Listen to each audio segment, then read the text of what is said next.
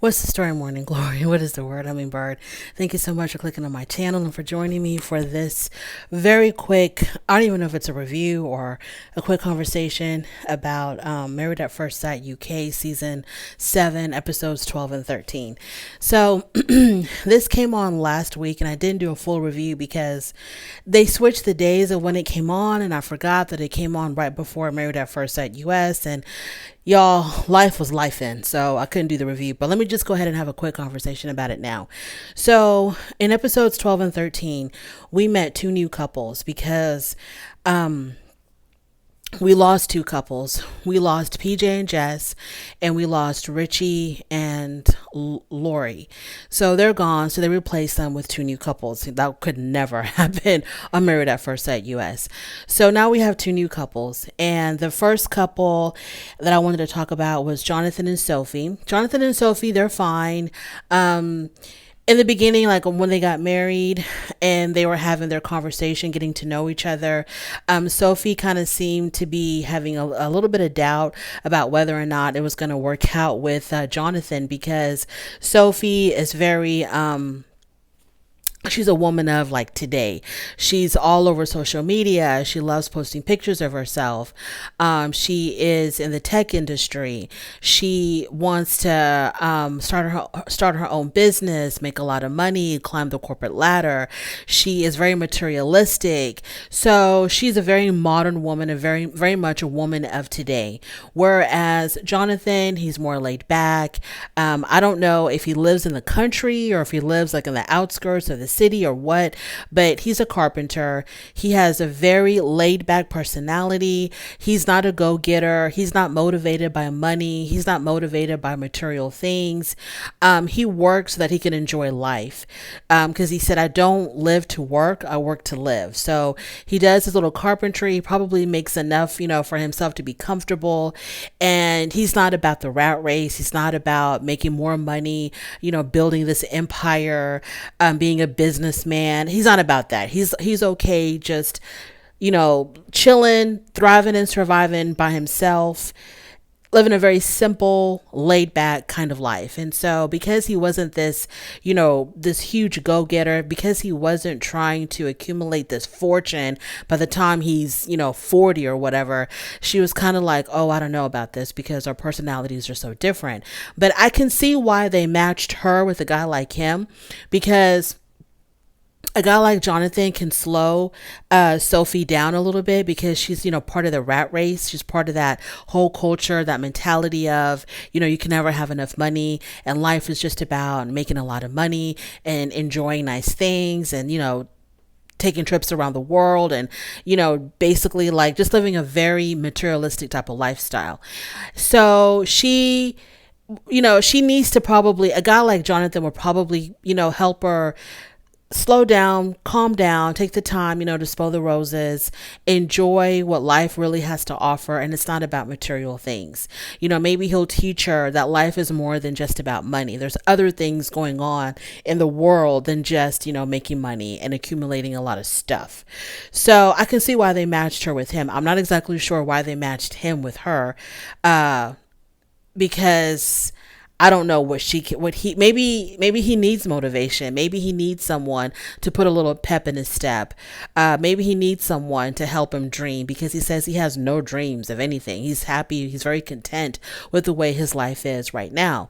So when I first saw them together, I was like, oh man, I don't know if this is going to work out. They're both very good looking. When they saw each other at the altar, they both were attracted to one another physically. Jonathan is extremely easy on the eyes. I really did enjoy looking at Jonathan, and her dress, her wedding gown, to me was just to die for. I loved her dress because it was simple, it was pretty, it was modern, it fit her so well. It was very understated but so elegant. I loved her dress. So things kind of got a little bit better and kind of started to speed up a little bit when they went on their honeymoon. So when they went to Portugal for their honeymoon, and their honeymoon was fine. It kind of started off a little bit rough when they were really pointing out their differences and what they don't have in common. But because of the fact that there was this attraction between them, I think it kind of helped them kind of like start to get along a little bit better. And they began to just enjoy each other's company. So things got kind of hot and heavy. They did consummate their marriage. And so I'm enjoying so far Jonathan and Sophie. They're fine. They are really enjoying each other. They're going with the flow. They're not putting too much thought in anything. And yeah, so they're fine for now. They're fine. Now let's talk about Gemma and Matt, honey. This is where I wanted to spend the majority of my time talking about Gemma, who they call Gem, and Matt. So when you see Gemma and Matt, you're kind of like, oh my God, this is a match made in heaven. These people are perfect for each other because they're both tatted up. They're both into tattoos. They are covered in ink. She has tattoos up to her neck, up and down her arms, and probably everywhere else. He has tattoos all over, including his face and his scalp. He's tattooed. So when she first saw him at the altar, she absolutely was delighted because he was inked up as much as she was. And he also appreciated the fact that she had a lot of tattoos. So they had that in common. And another thing that they had in common, which is really, really big, they're both in the hair business. He's a barber and she has a hair salon. So it can't be any better than that. I mean, these people are almost like too perfect for each other. If there's such a thing, we found it. There is such a thing as being too perfect for one another. So one of the things so their wedding kind of started off at a really bad start, almost from the get-go. At the reception, it started falling downhill because they were sitting at their dinner table and she's sitting in between Matt and her mom. And her mom is also tatted up and pierced. So she's sitting in between Matt and her mom, and she starts making these, crude sexual jokes because she's very attracted to him. And so she's making it known that she does, find him extremely attractive. And so she starts making these very like really poor taste sexual innuendo type of jokes, and it really turned him off. He thought that she was coming on way too strong. He wanted her to be a little bit more ladylike, a little bit more subtle, but she was like a bull in a china shop because she was just like full steam ahead with the sexual jokes, with her mother sitting right there next to her. It was cringy. So they get to their honeymoon and it's like even worse. He's really turned off by it, and he's turned off by it so much that they have a conversation about it, and he tells her that it's a little bit off-putting when you make these sexual jokes, and it's making me uncomfortable. So is it okay if you just kind of scale it back a bit? And she actually agreed. She agreed to scale it back, but as soon as she agreed to scale it back, she started back up again. And he said that they were in a really nice restaurant. We didn't see the argument, but supposedly they had an argument at this restaurant. They're at a really nice restaurant, and she starts with the sex jokes again. And he got so upset that he ended up leaving and switching rooms. He didn't want to be in the same room with her anymore. He got his own room. So the next morning they met for coffee. He wanted to meet her for coffee to have a conversation with her so they can talk about what happened. And he once again tells her, it's your jokes and how you're so vulgar with the sex jokes, and it's making me uncomfortable. And it's really turning me off and making me want to distance myself from you. And so she once again apologizes and says that she'll do better. And then she says, but you got to understand, you were also making sexual jokes. And I was just kind of like piggybacking off of that, responding to that. So, I mean, we weren't there to see it. So what can we say about it? We don't know if he started off subtle and then she just laid it on really thick, or if he was making jokes that were as crude as hers. I don't know, but we weren't there, so I don't know what happened. But so she apologized again, and I think that they kind of ended that conversation also on a good note, where she was going to try to do better, or she's going to try to scale it back, because he said that he saw a lot of potential in her, and he's willing to keep this thing going, but she's going to have to really scale it back. So this is what I have to say about that. I don't know if because he's all tatted up, she got the impression that he was as liberal as she was, and as vulgar as she was. I don't know if that's why she felt so comfortable, or if this is just who she is. Now, she did try to say, I think, that this is, this is how she is. She just makes these kind of jokes, and I think she even said that when she's uncomfortable, she starts joking around like that to kind of like, ease the tension or something.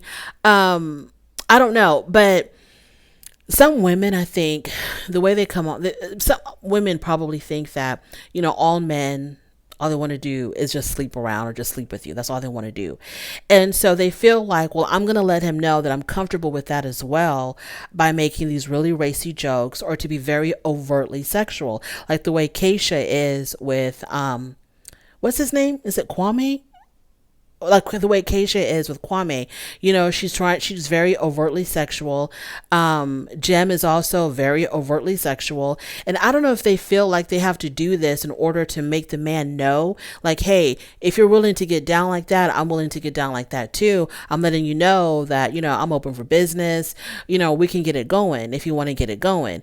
Whereas, for most women, they're not going to be that overt with it, and so the men kind of has to they kind of have to feel him out, kind of have to see how are they going to receive it if I do this or if I say that, trying to figure out if the woman is as sexually attracted to him as he is to her. It's like a guessing game or a puzzle that they have to figure out. And these type of women like Keisha and Jem, they're like, boom, I'm here, I'm ready to go, there's nothing to figure out. If you want me, I want you, let's do it.